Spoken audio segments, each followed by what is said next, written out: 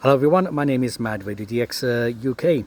This is a video giving a tutorial on how to do DAB DXing, or how to receive as many DAB signals as possible, including weak DAB signals. Now the reason I'm doing this video is because lately I'm doing more and more DAB DXing. Why is this? The reason for this is because a lot of stations in Europe have left the medium wave band. There's a lot less to receive on the shortwave band, and also on the long wave band included. BBC Radio 4 long wave on 198 kilohertz switched off its transmitter a few days ago, from the time of doing this video, which is 5th of July 2026, and I believe they switched it off maybe somewhere like 2nd of July, I can't remember now, but in any case, BBC Radio 4 long wave 198 kilohertz is gone for good. But also the other problem I have as well, and I've mentioned this in a video about why, for example, I own a Wi-Fi radio, and in fact I own 3 of them now, is because I'm getting a lot more noise now on those bands, long wave, medium wave and short wave. The only other DXing I'm doing mostly as well now is FM DXing. And I'll probably do a tutorial video of some sort of how to do FM DXing. And you don't need mega equipment, mega antennas and all that. You just need something that's decent, and that's it. But I will try and do a video of that at some point. So then, DAB DXing. This specifically is for portable DAB DXing. Okay, so the great thing about doing portable DAB DXing is that if, for example, you go into like a high position, and I recommend going to a place with a good altitude as much as possible, because height is an antenna's best friend, and you can get as many radio signals as you can where you are. I recommend doing that because that way you'll be able to get more DAB signals, and for DAB digital radio, it really matters a lot, even more than FM, even though having an FM antenna at a good height is really convenient and is great too. But for DAB DXing, the same applies, and here's some pointers for you for DAB DXing. Number 1, get a good DAB DXing radio. I recommend this Sangean DPR-69 Plus. Okay, I've had this now, I don't know, maybe somewhere like 10 years or something like that, and it's been a great DAB radio, and I'm still very happy with it, and I'm still doing DAB DXing with it. Okay, if you can find one, I don't know if they still do them brand new, but if you can find one at a good price, maybe around, I don't know, 60 or 70 British pounds, then I would recommend one of these, even if it has to, if it's going to be second hand.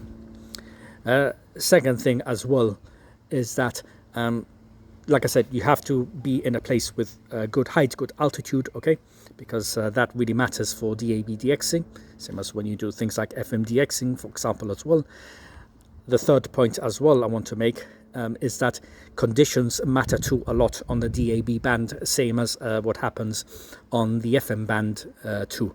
So if, for example, you have tropospheric conditions happening on the FM band, check the DAB band, because it probably is going to be there as well. For example, at home, because I use an external DAB antenna when I'm doing my DAB DXing at home, I can tell you that when there's tropospheric conditions or enhanced conditions on the FM band, I usually get France. Then what I do is I do some DAB scanning or DAB DXing, and France appears on the DAB band as well. So definitely when there's good conditions about on the FM band, do check the DAB band as well. And another point number 4 I want to make is that antenna position is incredibly important too for DAB DXing.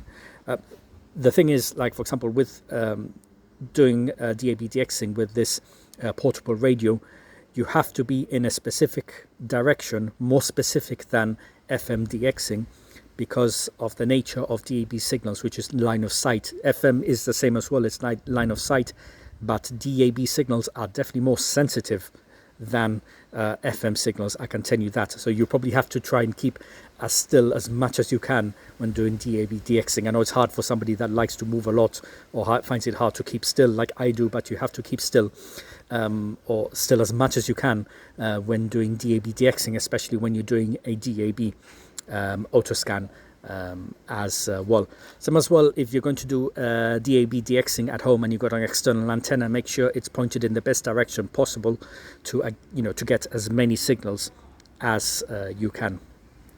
Okay, so what I'm going to do is I'm going to switch on the radio here. Now I'm not in a prime position at the moment to do DAB DXing. Okay, so what we're going to do is, I mean, this position is all right. It's more or less okay, right? I'm just using the antenna here, the telescopic antenna of this Sangean radio, okay, right? And what we're going to do is just going to change over to the DAB band, right? We're getting a full signal here of this station, BBC Radio 5 Live, on here on this multiplex, but that's because it's a strong signal anyway here.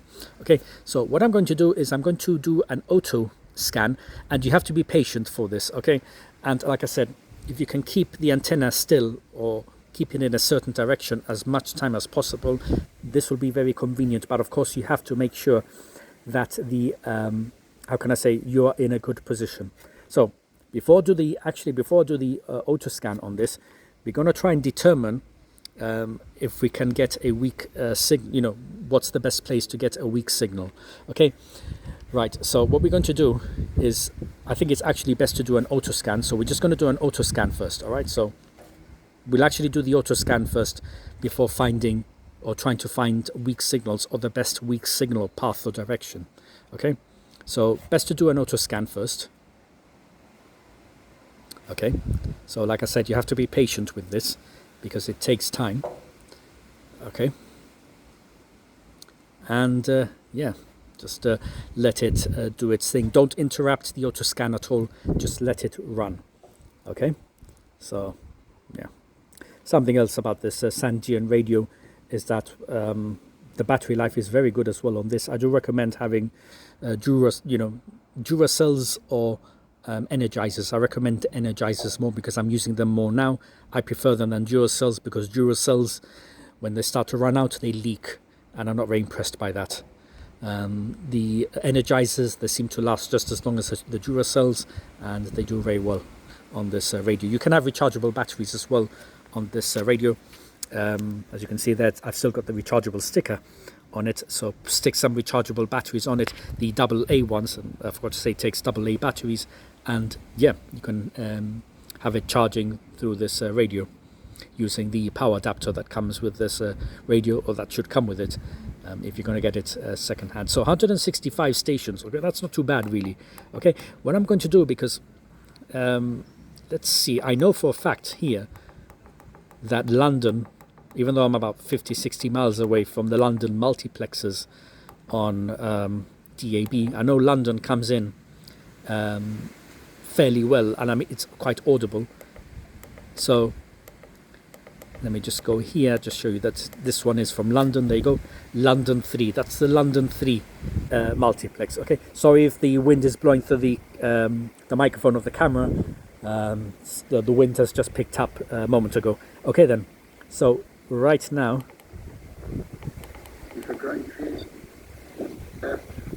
don't know if you can hear it.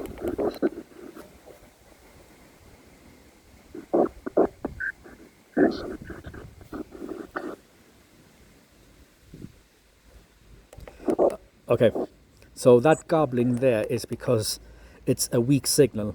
Okay, because it's not local. Like I said, it's probably about, the multiplexes are something like 50 miles away from here. So let's change, see if we can move this radio. If you press the info and you get to this here, the bars here for the signals. So let's see if we can move this a bit. Okay, look, so can't hear anything at the moment, right? So what I'm going to do is I'm just going to stand up, and what I'm doing is I'm just moving about, okay, seeing if I can get a decent enough signal. Okay, see, look, the bars are moving, not the best. Okay, In fact, I think conditions today are not that great, so it's not going to be that great either for weak signals on the DAB band. Yeah, it's not that great, but as you can see there, look, it's coming through now a bit. Okay, so if you move about a bit, right, don't know if you can see now the floor, look, I'm moving about. Okay, once you find a good enough signal coming through, right, that's the direction or the path you want. Okay, so I don't know what direction I mean actually specifically, if I'm north or east or whatever. I reckon I'm sort of like I don't know, maybe more to the south. Maybe I should be pointing north to, you know, London area. But in any case, because it's line of sight, you can point it, you know, sort of like south or north, these telescopic antennas, and it'll catch the path of the signal.